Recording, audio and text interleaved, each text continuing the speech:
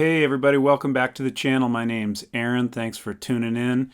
And today's topic is going to be on how to arrange a holiday or Christmas song for beginner guitar. Just taking a melody and putting some chords underneath it, making it pretty bare bones, but just getting the idea for how to arrange that. So hopefully you can use that on other tunes in the future. So without further ado, let's jump into this thing. I'm going to go ahead and play my little arrangement here and then we'll talk about it.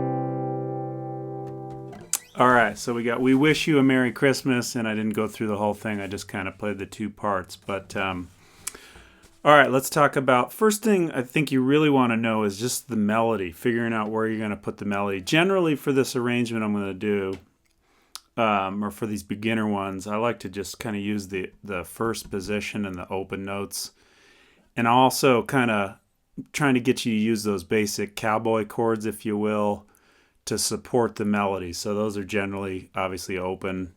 So we've got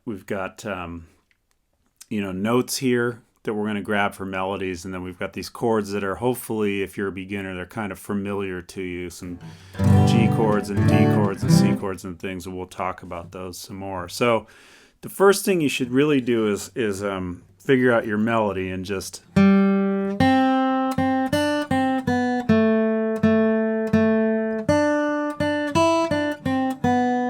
where's that going to be?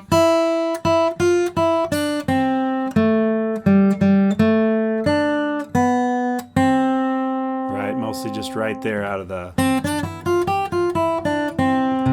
C major scale.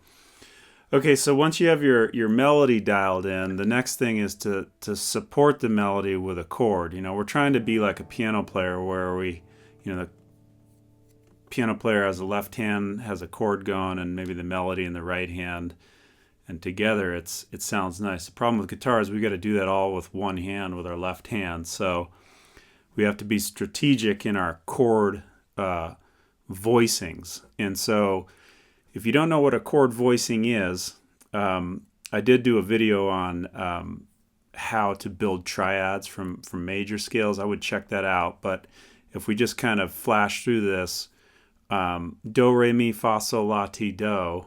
Okay, if we extract the first and the third and the fifth notes out of that scale, we start to see the notes that are in chords. So this C chord, for example, has a C, an E, and a G note in it. And that's it, just those three notes. It might have a couple C's, it might have one E or two E's, it might have a couple G's or three G's, but the point is no outside notes other than C, E, and G. Okay, and so this is the whole kind of crux of this building an arrangement. I have some basic rules for the basic arrangements, and the first one is this: the melody note. So let's say we're going to play We Wish, this C note right here on the first fret of the second string. Okay, we want that to be our highest note in the chord sounding. So I know a lot of you guys are familiar with this C shape right here, and typically when we're just playing rhythm guitar, we'd strum right through it and hit that open E string on the first string. The problem with that is if we do that and try to arrange this song, we're obscuring or burying this C note on the second string. So what we want to try to do is play the chords but only strum up to the notes that are the melody notes. So here's an example. Okay, I stopped my strum on that second string, so you heard the melody note, we wish, right? So if I strum all the way through, that note is not the melody.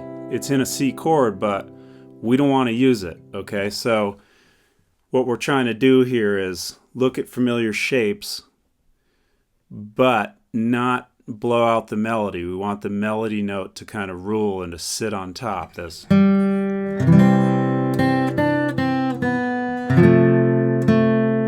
Okay, so let's look at that second chord there. Okay, a lot of you probably know this F bar shape down here, or maybe even this one without the bar. And you can hear when you do that, we strum all the way up to the, the second and the first strings.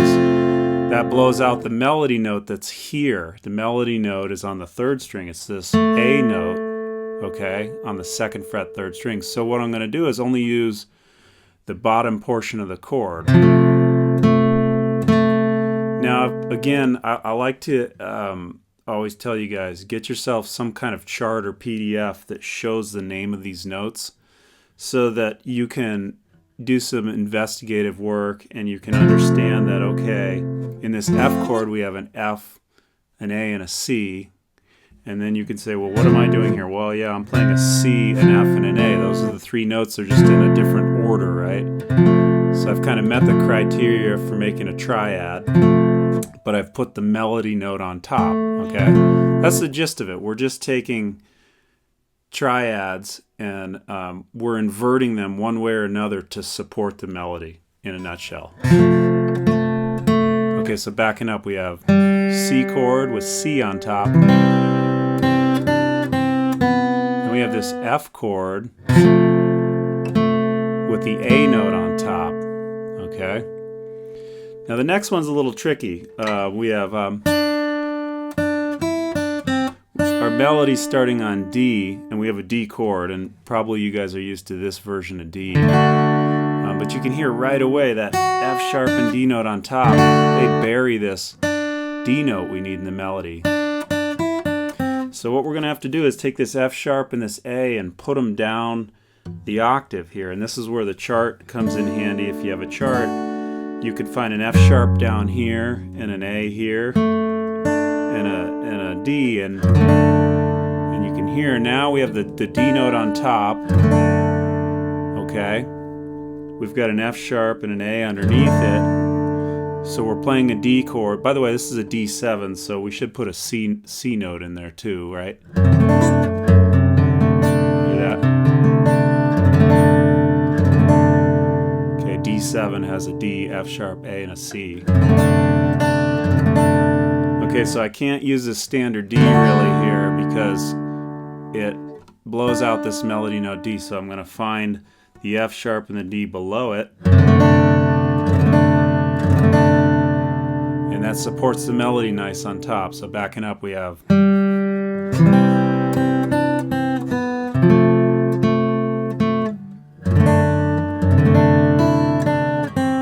what's coming next here? G7. Okay, so I bet a lot of you are familiar with this G7 where you have the F up on top. Again, that's not the appropriate one we want because in the melody we have open second string B and open third string G. So again, if we can think about taking this F note, putting it down the octave. Everybody hear that? There's your G7, G, B, D, and an F note. That's the formula. So we're going to get rid of that F up here. Put it down underneath. So we have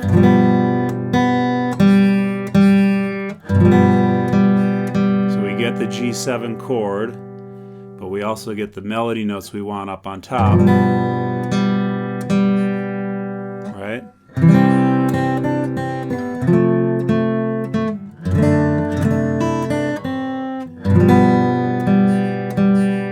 Okay, then we get into an E7 chord.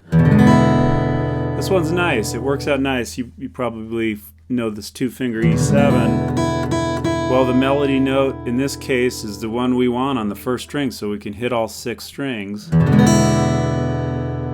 It gives us the melody note sitting on top. That's one that worked out good. You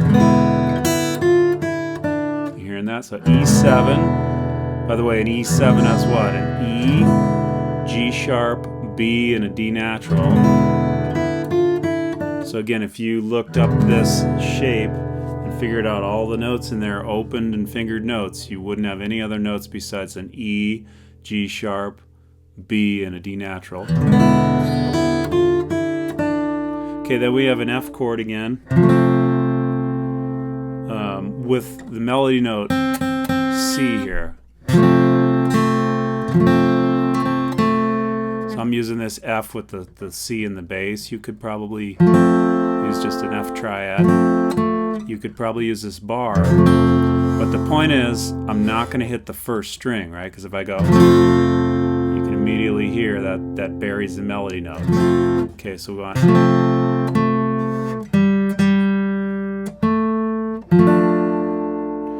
Here's a D minor triad. Okay, this is an inverted D minor. I bet a lot of people are used to this D minor. Okay, what we're doing here is we're going F, A, D, because we want D in the melody. So we're taking that F from up here and putting it down the octave. Everybody hearing that? Then a G7 again.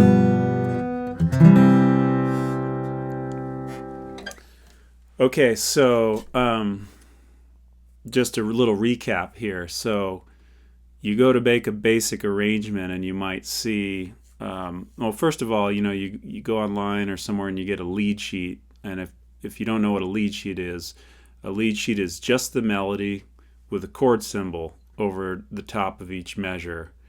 But it doesn't tell you a specific voicing for the chord. It might just say C, over this.